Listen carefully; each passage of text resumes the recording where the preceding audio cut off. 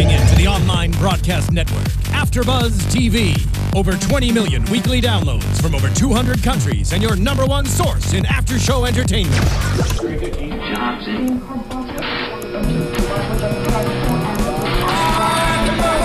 AfterBuzz TV, the destination for TV superfans, producing after-shows for over 300 of your favorite TV shows, interviewing celebrities and showrunners, and bringing you behind-the-scenes exclusives. All thanks to E! Entertainment's Maria Menounos, producer Kevin Undergaro, and internet leader Akamai. Now, let the buzz begin! Hello and welcome to UFC AfterBuzz TV. My name is Daria Berenato and I'm here with my lovely co-host in this lovely introduction music. I'm not complaining. George Hermoza and Mr. J Tan. Hey, what's going on, Twinny? Not much. The green twin thing? I know, I like it. It makes me think of chocolate chip mint ice cream. We're talking about UFC Fight Night 51. It's Bigfoot Silva versus Arlovski 2. Do you guys remember when they fought back in Strikeforce? I do. But this one, you looked it up, right? Because I Googled it. This one ended a little bit differently, but we'll get to that later. First, we're going to start at the bottom of the main card. Where was it? It was in, oh my God. Oh, this is the Superman theme. Brasilia, You Brazil. just figured that out? And by the way, we're done with it. We're into the show now. Enough with it, production monkey. I fly away. Dad, turn down my stereo, man. The joke was for you, AfterBuzz joke, and yeah. it took you the longest Yeah. to get it.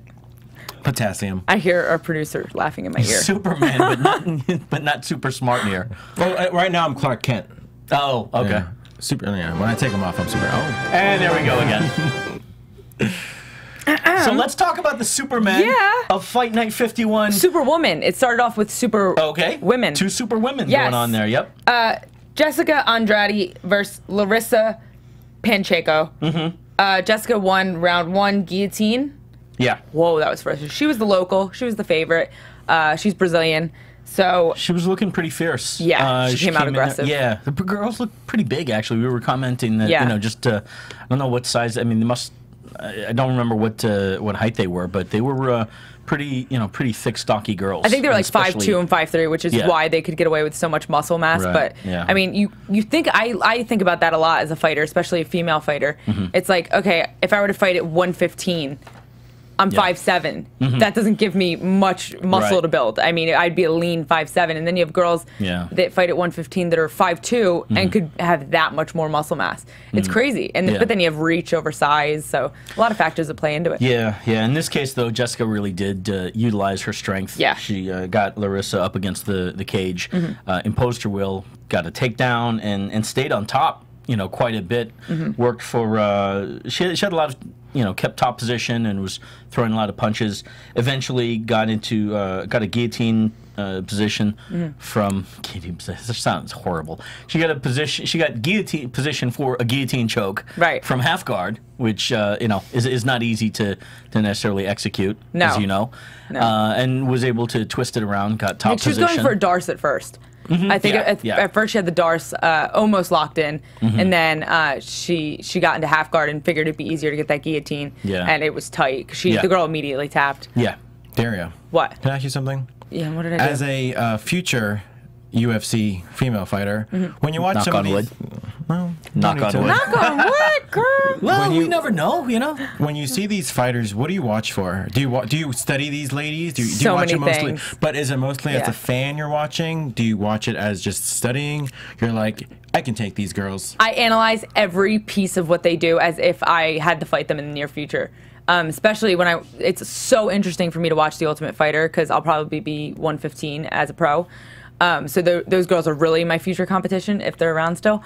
And I just watch them and I'm like, okay, well, my stand-up would be pretty good against her jiu-jitsu, and and I analyze every aspect of it. It's just a natural thing. You train so much, it's natural to look for those things. Even the 135 fighters? Yeah, I did the same thing. Okay. Yeah, that's why I said about her muscle mass, because right away I thought, okay, well, I'm taller, I'd be leaner, I'd have a reach advantage, but she'd have muscle, so I don't want to clinch up with her, and I start thinking game plan. As if the match is like next week or something. Exactly. I do it. I think that's really important. Every fighter, if you're going to take yourself seriously, okay, Matchmaker 101 for these amateur and budding young fighters out there. Yep. Yeah, and I think most guys and girls, fighters in general, do watch a match and break it down as much as possible, down to if they were going to fight that person. And I think that's something that you should do. If you're going to take your career seriously, one of the most important things is to watch as many matches as possible and see what you can learn, you know, or what to avoid, surprises, things that you wouldn't expect in a match, especially in your weight class. Alan Juban talked about that when he was on our show here a month or two ago, that 170, especially when you watch matches, you know, you really focus on that weight class that you're in. And, definitely. You know, clearly the case with you as well. Yeah, and there's such a difference in skill and in skill set specifically between weight classes. Because, I mean, naturally as you get bigger, the guys get slower, yet they hit harder. Same thing with girls. The 115ers tend to be scrappier, faster. But, you know, faster hands, faster movement, whereas the bigger girls hit harder. Yeah. You know, it's just it's science. It is, you know, mass versus speed, and then you get, you know, freak shows like who am I thinking of? Cyborg? Junior. Well, Cyborg or Junior, who can combine speed and strength. You know, Ciganos, who am I thinking? JDS. You know, these heavyweights that are that fast and that, you know, technical with their striking. You know, it's changing. That's a sign of the sport evolving itself. You know, we're going to get much more athletic people in general, across the board when it comes to you know, comes to size and speed. The smaller guys, the flyweights to, let's say, featherweights, you know, big knockout power. You will see as the sport evolves. You know, we see that with guys like they were. What were we just talking about? I think it was on a podcast I did last week on Marcus Kowal's podcast. We were talking about how, like, when new fighters are coming out, they're coming out with this MMA style. Like, they're not coming with judo backgrounds, wrestling backgrounds, whatever it may be. And we were comparing, like, okay, there's guys that are amazing that have only known MMA as a sport itself. It's like, do you think having that one specialty in a certain something is always going to have the advantage over just MMA guys? I think it has a pros. What do you think? I think it has the pros and its cons. I mean, like I said, just having that one advantage, it kind of sacks out your opponent. If I'm a wrestling guy, and I'm facing somebody who's not, I'm going to take advantage of that. But at the same time, it's like, well, maybe he's just a little bit more well-versed, because maybe even though I might be a wrestling guy, I might not be a jiu-jitsu guy, which he might be, you know? So it just kind of goes both ways. Yeah. Ronda Rousey spoke on it in her media scrum the other day in Brazil, and she said that MMA guys tend to be mediocre at everything. Whereas somebody with an Olympic background like her in judo, her judo's incredibly amazing, and her stand-up's catching up, mediocre at quantity versus quality. And that's always been the case really since either the first or the second, depending on when you want to count. When the crossover started, cross-training started to occur. Because I think after the first one, everyone realized, as Art would say, you know, would say that everyone realized right after UFC 1 that they needed to learn this other stuff that they're not good at. You know, strengthen up your weaknesses. And it became the sport of MMA. And there's so many gyms now that specifically have this MMA curriculum. As you said, guys go in, or girls, you know, young kids go in specifically learning MMA, and it's a mixed bag. It's crazy to see. Like, I drive by gyms now, and it's not like kickboxing, Muay Thai. It's like MMA training. It's, you know, and self-defense. And then they break down the elements of whether it's kickboxing or wrestling, or, you know, and there's wrestling and then wrestling for MMA, which is vastly different. Kenny Johnson talked about that when he came in. It is different. I think you got to have wrestling, though. I was just going to ask you, I'm interested to hear your opinion on this.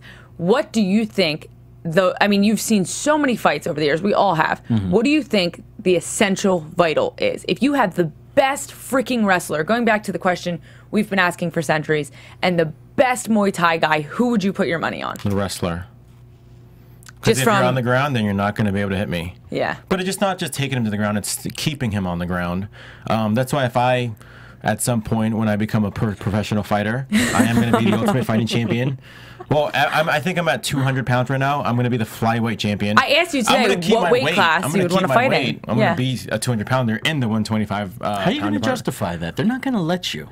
The sport evolves. It's who you know, right? Exactly. That's what I want to know, is how you make that happen. So I'd be a wrestler, but I'd also take a lot of jiu-jitsu. So it's one of those things where I'd take you down, and then I just pretty much play with you. I just do whatever I want. I take a limb, do whatever it is, keep your ground, but also try to submit you at the same time. I'd still incorporate the Muay Thai. What about you, the kickboxing. But I agree generally about wrestling being the most key component in fighting. A fighter a while ago, he's retired now, but a buddy of mine, Connor Hurricane Hune, who fought in Strikeforce, said it best. It was the first time I heard somebody say it. If you want to keep the fight standing, then you want to have kickboxing as a skill. If you want to sub somebody out, then you're talking about jiu-jitsu. You want that as a skill. But if you want to be able to control where the fight goes, and for you to decide what how the match turns out, wrestling is the skill that you want. And I agree with that. But I think it's so fascinating that one of the biggest differences between wrestling and wrestling for MMA is that issue about there not being pinfalls in MMA. Right. Nor should there be. But wrestlers, any high-level wrestler has been doing it. Chances are they've been doing it at least since high school, if not middle school, elementary school. They intrinsically, throughout their entire career, have this thing in their head of being on my back is the worst thing possible. As soon as I get close to my back, switch around. It's those instincts ingrained in their head from such a young age. And it's the discipline, too. The weight cutting discipline, like Kenny Johnson mentioned a couple weeks ago. It's like you have all of these disciplines from such a young age. Right. But with jiu-jitsu, that instinct of being on your back is bad, that doesn't apply. No, and that doesn't apply in MMA. Not at all. It doesn't apply in jiu-jitsu because there's so many moves in jiu-jitsu, as we all know, that are beneficial from your back. Having someone on your guard, being on your back, having someone on your guard is an advantage in jiu-jitsu. I mean, you're in a dominant position in jiu-jitsu, whereas in MMA, they see someone holding someone in their guard, taking hits from above, they're looking at it as a loss. So it can get, Suffice to say, though, even wrestlers have to evolve when coming into MMA is the point. I agree. Yeah, I got to go wrestling. I mean, you look at the best pound-for-pound fighter in the last 5, 6, 7 years. Weidman? No. Oh. John Jones? No, Anderson Silva. But he's never, we all have different ideas. Who's the best pound-for-pound fighter? I mean, I don't agree. So argument for all of them. I thought he was universally considered the best pound-for-pound fighter. He's always done bad against wrestlers. You have the best guy who they say it's the best guy. I mean, I think he's 2 or 3. But I think George St. Pierre was the best guy because he had his wrestling down. Again, Anderson Silva, he never did well against wrestlers. So I would agree that wrestling is the most dominant just because I've watched so many fights in the last couple years, and I'm totally a stand-up person. As soon as I see someone with sick tornado kicks or spinning back fist, I'm like, oh, I love them. And they always lose to the good wrestler. Always. And I kick myself in the ass every time. Just like Tisha Torres, I had her to win. And, someone like Carla Esparza is probably more likely to win with that amazing ground game. You look at all the champions right now. I think the majority of the champions pretty much have wrestling as their base. Cain Velasquez, Johnson, Dillashaw, everybody's Weidman. GSP was the longest. He was a wrestler. Even though he never trained as a wrestler back in the day, though. Yeah, wrestling wasn't his base. Newfound. Yeah, it wasn't his home base. Push himself and train with high-level wrestlers, the Canadian national team. Well, Jessica Andrade did some amazing wrestling today. She got her to the ground, finished her in a guillotine, and then right above it we have Yuri Alcantara versus Russell Doane. Yeah. That was a really good fight. Yeah, that one personally was my favorite fight of the night. Definitely. And that one had some fantastic scrambling as well. Went to a unanimous decision for Yuri Alcantara, winning at 29-28 over 3 rounds. I gave him the first and second, and then possibly the third I might have given to Doane, based on his wrestling and control. Doane had really good wrestling. The story of the match pretty much was I'm sorry, was it Alcantara? No, it was Doane getting takedowns. And Yuri Alcantara working from bottom, a lot of times escaping pretty fast, other times threatening with submissions or at least submission attempts. And Doane, for his part, got a lot of takedowns in that match and did a decent job. This is a perfect example of what we were just talking about, by the way. Yeah. Alcantara has amazing stand-up. For the milliseconds they were standing up, Doane took so much damage to the face in those, I mean, literally 20 seconds of each round. Alcantara was attacking him with a lot of great combos and kicks. And as soon as he got him to the ground, I mean, he still won. Alcantara still won, but he won from having Doane in his guard. Yeah, he was busier. I thought came closer to finishing, especially in the first round. If I remember correctly here, Alcantara was on the ground, but threatened with a rear naked. Yeah, rear naked. That to me looked a lot closer than for the rest of the round when Doan was on top. Yeah. And so that's why I gave that round to Alcantara. And likewise, Alcantara was just busier in general. Second round. Third round, a little bit less, I thought. And Doan seemed to... that one possibly you could argue as well, given to Alcantara. But it looks like the judges went 29-28 across the board. So I'm guessing that third round was the one they gave to Doan. He was busier, and I think he... I gave the third round to Doan. Yeah. But again, great example of wrestling versus jiu-jitsu and the differences in what's most most effective. You know, in this case, jiu-jitsu from the bottom did win out over wrestling. What do you think of this George? fight? This is going to be fun. I know. The next fight is Santiago. How did I know it was going to happen? At welterweight, the next fight.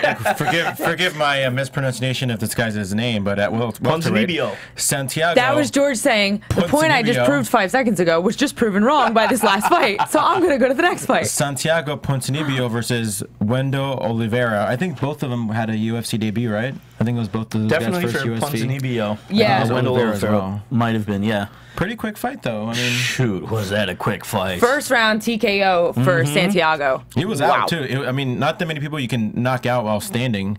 He was out, and then he kind of got back.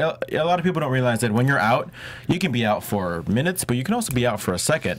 And if the hopefully it's only seconds in an MMA cage. Exactly. The referee is doing his job. Yeah, even if you're out for a second. Well, he's right, though, maybe the next punch might snap you back in. Yeah, that does happen but a lot. it still gets stopped. I mean, it's for the safety of the fighter. The ref stops it for a good reason. It's on the referee to pinpoint watching the guy. So this is one of those times where he was out, he was knocked out, he got up, he woke himself up like a second later. And I don't think he realized that he was out. You don't? I've been out. Protesting quite a bit. I haven't been out via knockout. I've been out via submission. Okay. I was put in a triangle my first grappling tournament I ever did. I was competing against a guy, and I wouldn't tap, and I went to sleep, and I woke up and had no idea where I was the past 10 seconds. Really? I woke up, my mom was standing right there, and I was like, I locked eyes with her, and Mom, she was what like, are you doing in the match? She's like, you're okay. Yeah. She's like, you're okay. I was like, where was I? She's like, sleeping. You went to sleep. You had you in a triangle. I was like, oh, okay. And it all came back to me. But at the moment, I woke up and I had no idea where I was. That's cute how she could kind of fill you in on what happened. It's okay, baby. It was a triangle. It's okay. You got caught. You'll be fine the next time. My mom can, if she ever comes to visit, she's going to sit right here because she knows her MMA. Oh, my goodness. Oh, really? Yeah, she does. Nice. Mama Berenato. I took my mom to her first... MMA Mama Bear or Mama Bear. Yeah. Something like that. On my way out to Florida to train with American top teams, I was just driving out there. I took her to see a Strike Force event. And... I wish I could remember who fought, but I met Bigfoot Silva there. Okay. And I had no idea he was an American top team guy. So when I landed in Florida, finally, I got to my gym, and I was like, hey, but I just saw you, but you were there. What? And he's like... But, like, he couldn't have flown either, big as he is. But I didn't know he trained at the gym I was about to start training at. Yeah. So it was crazy, and I was like, oh, my God, this is so cool. But, yeah, she was totally into it, hooked from day one. Oh, man. Yeah. We got a future. Why don't you... You know what, Mama Berenato, why don't you call us? Hey. Yeah. It's okay, we can wait. That's a good idea. Hold on, we can wait. We got... Because I know she's watching live, right? She probably is watching live. What's the number? Hey, Production Monkey Dad, what's the phone number to the studio here? The studio? This one, right? Yes. 424-256-1729. Slower for her mom, please. Hey, she's not slow. I'm not saying that. I'm saying say Christina will text her right now and tell her to get on. 424. You getting this, Mama? 256. 256. 17. 17. 29. 29. Christina's going to text her right now, my friend. Mama Berenato, we're waiting for your call. You know what's ironic is that my mom could call in as well now that it's out there. Except she's not going to watch this thing until tomorrow with her morning coffee. So that is so Mom, cute. skip it, you know? Forget it. You missed your shot there. Oh, Mama Tan, call in next week, please. I want to hear it. No, because I'll be up there with her next week. Oh, okay. Well, the next time we do a show that your darling son is on. Well, when Jay calls in next week, just put Mama Tan on the phone. Oh, that's a good idea. Maybe it is. It's not just the glasses. Maybe it is. Maybe it's not. Okay, Clark Kent. All right, let's go to the next one. I think we've got a lot to see from Santiago Ponzinibbio. I think it's going to be really fun to watch him. He was an exciting fighter to watch. Yeah, grow in the UFC. Some stats on him: 8 out of his last wins. He had win streaks. What is he? 19-2. He lost his previous match, which was his UFC debut, I believe. But prior to that, he has win streaks of 7 matches. and 11 matches. He's a consistent guy. Pretty consistent, yeah. Only once in a while is he losing. So this is going to be a lot of fun to watch him in the future. It's so interesting. We've seen so many guys that prior to the UFC have had these crazy winning streaks, and sometimes they keep them when they come to the UFC, and sometimes they drop off, and it's like pepper shots, like win, lose, win, lose. So we'll see. I'm excited to see him fight as well, though. Then we have Leonardo Santos versus Efrain Hecho and Mexico Escudera. Yep. You like that? You know what his nickname means? I can't roll my R's. No, what does it mean? Made in Mexico. Made in Mexico? Yeah. Oh. Which, let's assume that's true. Mom and dad in Mexico, You never know. Let me ask you this. I'm going to be very graphic right now because talk about the match first. You said what you just said. Let me give him this. I was born in the United States of America, right? But I was conceived in Peru. So am I made in Peru or made in America? If you were made in Peru, physically, but born in America, you can make that a new song. Made in Peru, but born in America. America. You're American. Yep. Just as American as Superman. also born outside the well. I guess no, that doesn't apply. Certainly conceived. So I'm not American essentially. If I'm American as Superman, then I'm not American apparently. I'm from another planet. You're Peruvian I take American. That back, then. That's the one time I'll take that back. Yeah. Okay. Anyway, guys. Leonardo Santos win via unanimous decision. Both guys are the Ultimate Fighter champs. Efrain Escudero won season 8 as a lightweight, and Leonardo Santos winner of Brazil to the second season in Brazil. He was like a wild card. He was a replacement for someone who got injured. Yeah, if I remember correctly, let's see. So he fought to the semifinals, Leonardo Santos. He lost to, ironically, Santiago Ponzinibbio. Yeah. And then when Ponzinibbio went to the finals, or he won his way to the finals. Broke his hand, right? Broke his hand, wasn't able to continue, and then Santos came in and replaced him in the finals and won that match. So anything can happen in the world of MMA, clearly. Especially with the Ultimate Fighter. We see that so much. I was a bit surprised by this match. This went the distance. Santos won 29-28. I possibly would have... No, I gave the second round to Escudero. So did I. But, this was a match where we saw Santos controlling Escudero a lot on the ground. And Escudero, who has his own wrestling credentials, kind of surprising. Escudero this is his third return, or his third stint in the UFC. Right. I forgot he got released, huh? Yeah, he's been released twice, and this is his third return. But we saw Santos work in the clinch against Escudero a lot, take him down. Right. And, kept him on the ground. And it was just kind of surprising to see it be so one-sided, especially in the third. Santos controlled him with a body triangle towards the end. The only reason I even gave the second round to Escudero was because of that overhand right that kind of rocked. Yeah. If it wasn't for that... That was a stand-up round, wasn't it? Yeah, it was a stand-up round. There wasn't much action in the stand-up besides that overhand right. Right. So had that not happened, I probably wouldn't have given the round to Escudero because there was no deciding factor, so I had to give it to him for that. You had to give it to Santos? No, I had to give it to Escudero for the overhand right. But if it wasn't for that overhand right... I'd probably give it to Santos. There wasn't much action. Based on what? Based on the fact that he was busier. But it wasn't decisively so. Okay. It was a close round. I definitely marked it the closest round. Yeah. What do you think, George? I agree. Yeah. I don't remember. Did one of the boys just agree with me? I agree with you once in a while, I think. I don't? No. Yes, I do. Okay. See, I'm disagreeing with you. Yeah. See what I did there? What color is that light? Doesn't matter. On the count of 3. 1, 2, 3. Purple. Red. Yellow behind you. Yellowish behind me. That just sold you on that's Jay-Tan. Being the logistic anal one, he had to look around, he had to Hey now. Colors. Hey, I don't resemble that remark too much. Oh my god. So, all right. The co-main event. Yeah, the co-main event. Gleason T-Bout, Piotr Holman. Gleason T-Bout was an old teammate of mine. Someone who I tried to talk to him a lot. I couldn't really understand him. He has very broken English, but he's the sweetest human being in the world. Jay-Tan is the sweetest human being in the world. Nope.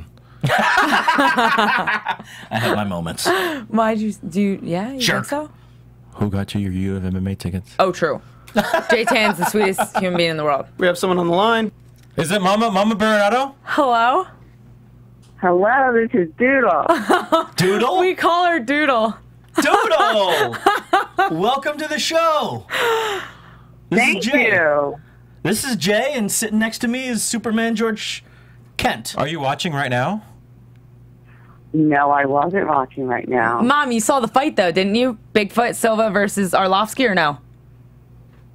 No. Remember when we met Bigfoot Silva in Dallas, Texas? Yeah, I remember. Yep, we're just talking about how big of an MMA fan you are because I introduced you to it. Are you excited to see me fight in October? I'm obsessed. I can't wait. You coming out for it, Mama? Doodle? I don't think I can because I'm coming out for her birthday. She's coming out for my birthday next week. Yeah. So she would have to come out 2 weeks in a row. Right. Right. So I guess then you're just kind of a casual fan. Christina has to tape it for me and send it to me immediately. Yeah, she told Christina, who's my friend sitting right here watching us, that she has to tape the fight on. Oh, she wants it like on FaceTime so she can watch it live. Oh wow. Yeah. But I'm like, the beauty of technology. Christina's probably gonna be too excited, and the phone's. My mom's not gonna be able to see it, and then they probably won't have Wi-Fi up there. That's true. It's in Central California. It's in middle of nowhere, California. What? Yeah, Mom. You're probably gonna have to get a couple hours later. Well, that's what YouTube is for. Mom, do you have a favorite UFC fighter? Ronda Rousey. Oh! Oh, that's a shocker. Oh, J-Tan is such a hater. Who's your second favorite? Girl or guy? Anybody. Oh, God. John Jones. Oh! Who's your third favorite? George, he's testing my mom. Here's a test for John Jones. You like Gina Carano, remember her? She's not UFC, though. Oh, Gina Carano. I was trying to think of somebody more, like, really fighting now. Yeah. Oh, see, she knows. like Gleason Tibau or Piotr Holman? The one we're talking about right now. Tibau. She knows Tibau. Yeah. I used to train with him. Yeah. Remember Hector? You like Hector Lombard, Mom. Oh, yeah. Oh, yeah. He's okay, you know. Oh, you're funny. I guess I'm obsessed with a lot of them. Mm-hmm. I think you are. I think she's just an all-around diehard fan. Well, Mother... I just love the sport. I just love it. She does. Thank you for calling in. Doodle, I want to know real quickly, Oh, talk to us about what do you think is the most important aspect of MMA? What's the best discipline to the key to success in MMA? We were just having conversations about striking and grappling. So what is the biggest? Jiu-jitsu, wrestling, Muay Thai, kickboxing. Yeah. What's your pick for the key to winning matches? I put her on the spot. I feel be badly. well-rounded. I mean, I'm just teasing. Be well-rounded. What's your favorite to watch, That's actually Doodle? a good answer. Yeah. What's your favorite to watch, Doodle? Stand up or ground? Stand up. Stand up, yeah. Sure. Yeah, they're just those are just more exciting. They are more exciting. Everybody loves a good knockout. And stand up. For casual fans, stand up especially because you can understand more of what's going on. Whereas when it gets to the ground, visual. it gets a little tricky. Yeah. It does. It gets a little confusing what's going on, and so unless you're Doodle, I suggest or whatever, then I get it. But. I would just suggest you didn't get to see last night's fights, and that may be the case for a lot of people because it was on Fight Pass, which is available at $9.99 at UFC.com. I suggest you talk to your little lady after the show, get her password, and log in there and check out Fight Night 51. She doesn't have a password. Because I use George's. Mom, I'll call you tonight and give you George's. Because if you're on and I try to log on, apparently it's going to log you out anyways. I'll send it to you, Mom, so you can watch the fights. Yeah, check out Alcantara and Doan, and then Tibau and Holman. Tell us which was your match of the night. Yeah, tweet us. Instagram us. She has Instagram. Do that. Wow. I can Instagram. Yep, you can. I would say, what kind of ice cream do you want me to bring you home? But we don't live in the same state, so... It'll melt by then. Yeah, and it would probably melt by then. I have an obsession with it. Okay. Love you, Mom. Love you, Daddy. Bye. Bye, Doodle. Bye. Bye. God, I want ice cream. I have an obsession with pralines and cream. Well, we got a half hour to go, you so had like you're just going to have to hold tight, buddy. cookies before we came on. I had 16. Oh, well. That didn't help your argument there. Yeah, clearly I was so in the wrong. All right, Gleason Tebow, Piotr Hallman. Gleason came out super, super aggressive. Yeah. Immediately had him against the cage, was clinching up against the cage, eventually took him down in the second round, and just overall controlled the pace of the fight. What do you think?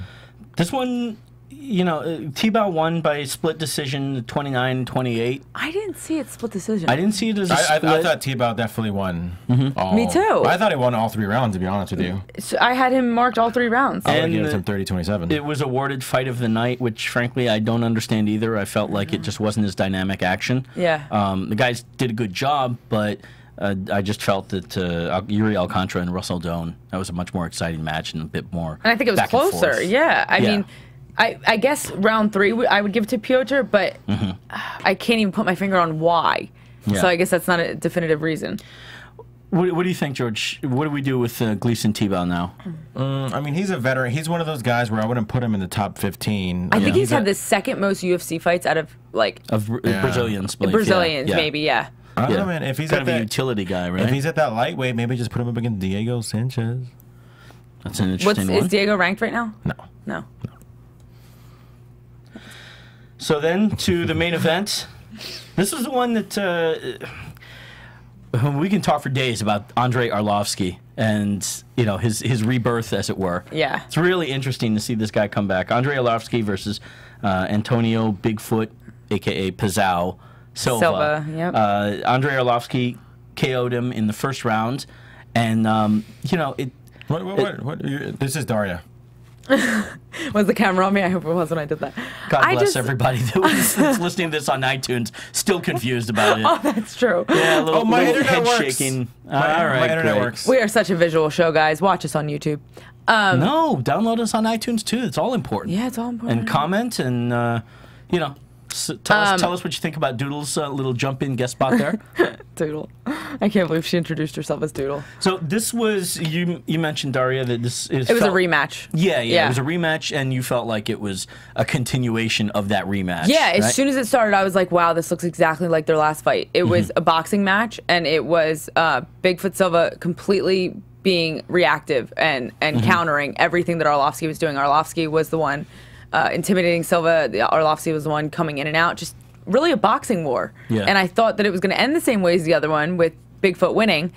Clearly I was wrong, but he left his chin open. And, he got the KO. I was just going to say that. He's got a big chin. That's a big chin to leave open. Yeah, he caught him on the chin with the right.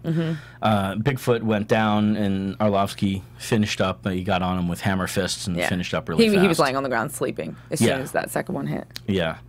It's interesting because Arlovski's previous match into the UFC, his return to the UFC, shall we say, against Brendan Schaub, really close split decision that a lot of people did not agree with, and it was not exciting either. Kind of dull, to be honest. Yeah, it wasn't the one that I think either guy wanted. And in interviews, Arlovski talked about having the UFC jitters. Of all things, him having former the UFC heavyweight champion. Yeah. Right? Even you were like, when the hell was he UFC champion? Because it was before my time. It really was. I wasn't into UFC then. That's crazy. Which I think it indicates the pressure that he put himself under in returning. And it's not like this is the first guy to return at a high profile. A high profile return like his, although it was very surprising. He had mixed results since he's left the UFC.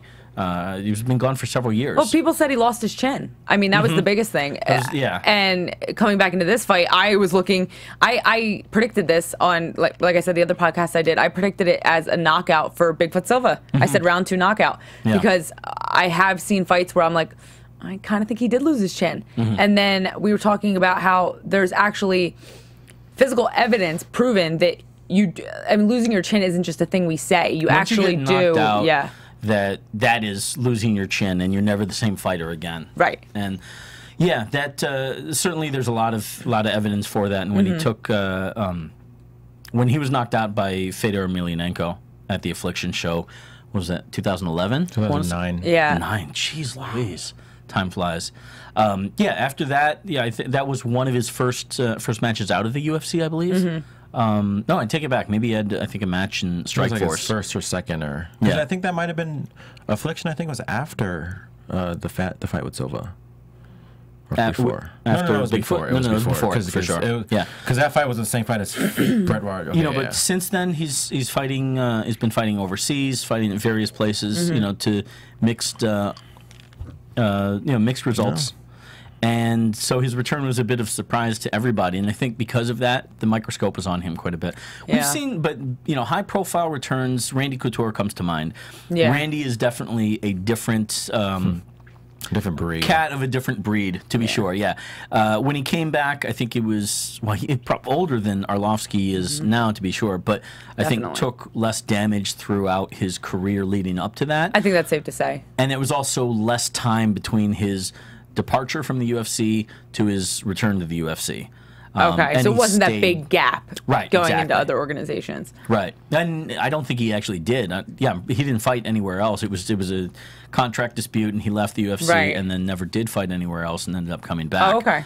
Probably less than a year, or about a year, I think. Maybe a year longer, maybe. Yeah. So he comes to mind. I'm hard pressed to think about some other high-profile returns.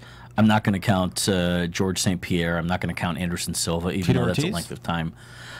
Tito is kind of along the same lines as Randy, who left and specifically said, "This is my last match," and then ended up not signing with Strikeforce. He was talking with them at the time.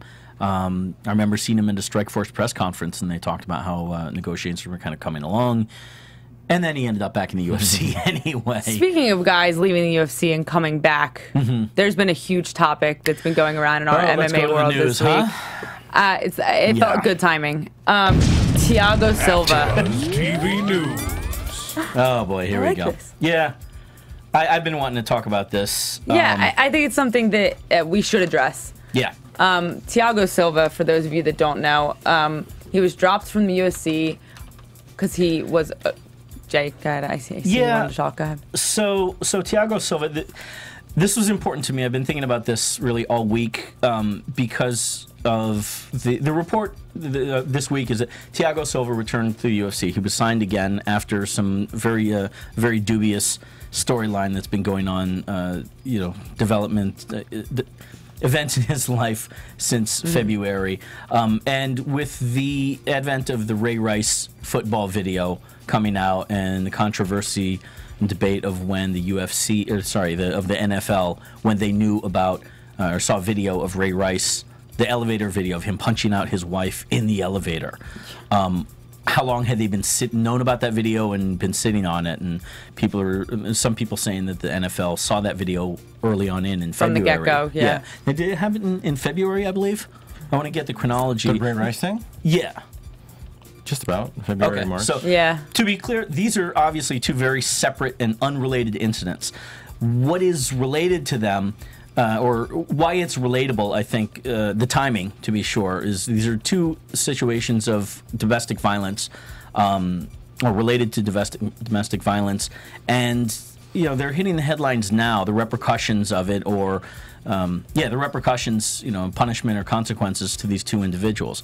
Again, completely different, but they're both two professional athletes. They're both two professional athletes who put their career on the line. Yeah, these are contact sports, and they're in the limelight. And the NFL is certainly under a microscope right now in regards to how they've handled this whole thing. We should break down the bullet points very briefly, but also the UFC is going to be could be under a microscope, although it doesn't seem to be taking as much catch in the mainstream. There's two different situations. Yeah. Thiago Silva allegedly put a shotgun to his. It was a gun, but yeah. I think they said it was a shotgun. A revolver. I think they said actually. Big gun, I'm sorry.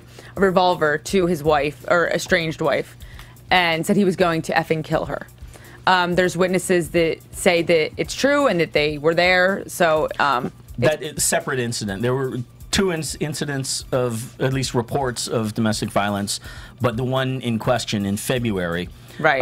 Thiago Silva showed up at a jiu-jitsu gym, Pablo Popovich's gym, and I believe had a gun in hand and threatened, I believe, his wife Tiasa Santos? Tiasa, yeah. Tiasa, his estranged wife, came out to see what was, why he was there. He was honking his horn. So right, she came out to see him yeah. and saw a gun in his hand. Saw a gun in his hand and reports that he was, seemed to be under some influence, making a commotion.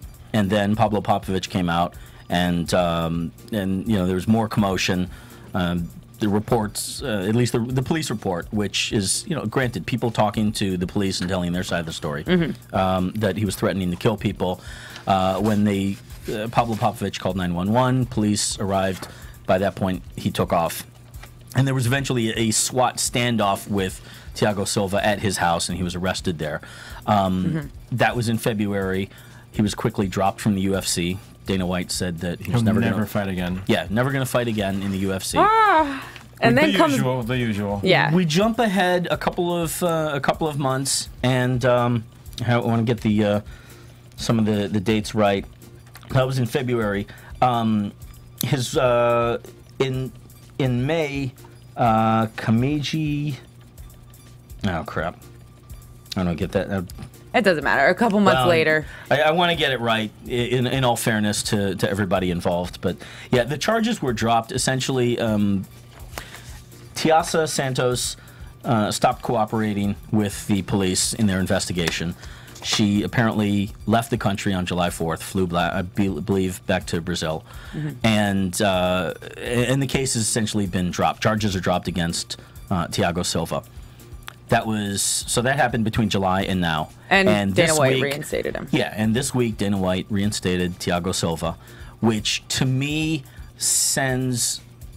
I really had a strong reaction to this in general. I think at very base, it sets up the UFC and Zuffa for this to be something that bites them in the butt in terms of a PR thing later on. What can happen later on, though? What can happen is that this gives ammo to organizations that, lack of a better phrase, that are fighting the UFC. I mean, the Culinary Union, possibly in New York, they're looking for anything to point as a black mark against how the UFC does their business. This is a bad move of bringing somebody back who clearly has issues that have broken the UFC code of conduct. This is what it comes down to. Charges have been cleared, and that's a letter of the law. Law enforcement agencies are in control of that, and they've dropped charges, then it is what it is. It didn't necessarily clear him of having problems that go against the UFC code of conduct. Yeah. That essentially is my point. And it bothers me that we've got this incident that still did happen where there was a showdown with SWAT members, and Thiago Silva was arrested with possession of a gun. He had charges on him. I don't think that you should necessarily bring him back that fast. There are definitely issues here. This is what Dana White's saying here. This is my opinion. Okay, so the whole thing with Ray Rice. Yeah. It took them to see a hard copy of video of a brutal attack in an elevator. I mean, not only did he punch her in the face, it wasn't a slap, he punched her in the face, drug her by her ankles out of the elevator, and threw her over his shoulder like a sack of potatoes and drug her to the car. I don't think he picked her up, but there were other people that came... okay, well, he drug her by her ankles. That's enough brutality for me. Well, the punch was enough. The punch, exactly. Totally So here's my point. It took the commissioner to see that, or at least to admit that he saw that, for him to get suspended indefinitely. Yeah. Because initially it was just a 2-game suspension. It was just a 2-game suspension before he saw the video. Okay. Dana White is wrapped up in this whole controversy when he was being convicted. Thiago Silva was being convicted of allegedly pulling a gun on his wife multiple times and saying, "I'm going to kill you." Yeah. As soon as the charges get dropped, and as soon as this guy's out of the shoe, out of trouble, no case to convict. No case to convict. Innocent until proven guilty. Dana White's mind, it's like, all right, well, the guy's not being charged of anything. Who am I to sit here and be Mr. Noble? I mean, I don't think that's the game he's playing. He's a business owner. I think he sees it as, all right, he's welcome back. There's no charges against him. He's not going to jail. It's not my problem anymore. Technically, I can understand that argument, but again, there is plenty of evidence that this incident happened, this standoff at the jiu-jitsu gym happened. I'm not disagreeing. I'm just saying what I think he's seeing. I don't have the code of conduct to memory, but showing up to a public place with a gun, whether you were or weren't under the influence. You know, we weren't there. We don't know for sure, but those are reports. And threatening to kill people. That's pretty bad. Yeah. You should take a time out for that one. Now, if nothing else. Do you think that had he been convicted and served, say, 2 years in prison, would you let him back into the UFC after he served his time? Yeah, well, possibly. That's something to address. Yeah, it's a hypothetical, so I don't know. Based on that alone, if he served his time, yeah, but you do have to, the UFC has an obligation, I think, morally, to look at how he conducted himself in that 2 years' time, or once he got out. How has he handled himself? You know, it's worth it to interview the guy and see where his head is. Maybe put him through like some sort of psychological testing and make him be approved by a doctor or psychiatrist or something like that. That probably would happen, you know, with a parole board. Regardless, right? Yeah. I mean, are you adhering to the UFC code of conduct, or are you adhering to the law? That's a good point. Well, when you're a private company, when you're a company at all, you have your own code of conduct, or you should, and then you also have the law. And if you break the law, then yeah, that should be a pretty strong strike against the code of conduct. Right. At the same time, if Thiago Silva, whether he did or he didn't, it's not so much the woman failure to cooperate.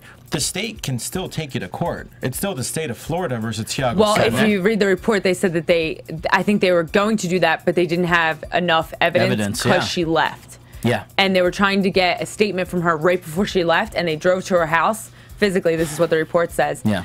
They drove to her house, and she was gone already. Everything was cleared out of the house. So to me, it sounds like some fishy business. I don't think it sounds right. It just gives me a knot in my stomach. It doesn't sound right. Also, another point I want to prove is that a guy capable of that, wake up. You guys know he's capable of so much more. I would go out on a limb to say he had probably physically abused her in the past. I mean, a guy with that kind of aggression towards a woman, especially towards his ex-wife. I mean, yeah, you know, we're giving him the benefit of the doubt, as you should, again, going by the philosophy of innocent until proven guilty. Right. But there is a track record of at least reports, and that's worth looking into. So I just, it bothers me that he's come back so fast. I do believe that when you can get in a bad situation of, you know, domestic violence, and Dana has said publicly that, you know, once you put your hands on a woman, that's it, you're done. And I admire Dana for that. Yeah, yeah. No one's going to disagree with that at all. Right. But, you know, there's still... You still got to analyze your fighters, and they've got to adhere to your own personal, or in this case, the corporate code of conduct. Just because charges are dropped does not necessarily mean that he's been exonerated or proven innocent. Nothing's been proven. Yep. It's just that the police cannot go forward with this case, and that's different than being proven guilty or exonerated. And that's a good point. That's what bothers me about this whole thing. Well, we do have to wrap up here. Yeah. Yeah, we're getting booted. But I do want to say our well wishes to everyone involved in that situation. I hope that everyone involved handles it properly and it all blows over. You guys want to give your shout out to Doodle? Doodle. Go Doodle. Come on back. Well, my Twitter @G Hermoza, my Instagram @G Hermoza. Find me at your local Baskin Robbins buying a chocolate dip cone of pralines and cream. Double scoop. Double scoop. Buy it for him if you like. But yeah, JTan716 all over your social media. Mom, I'll see you in 48 hours. Mom, we're going to have you on the show. Doodle, thanks for tuning in for a little while and jumping on the phones with us. Guys, you can follow me at DariaB28 on all social medias. I'll be fighting October 11th. I don't have all the details yet, I don't think. Guys, thank you, and we'll see you next time.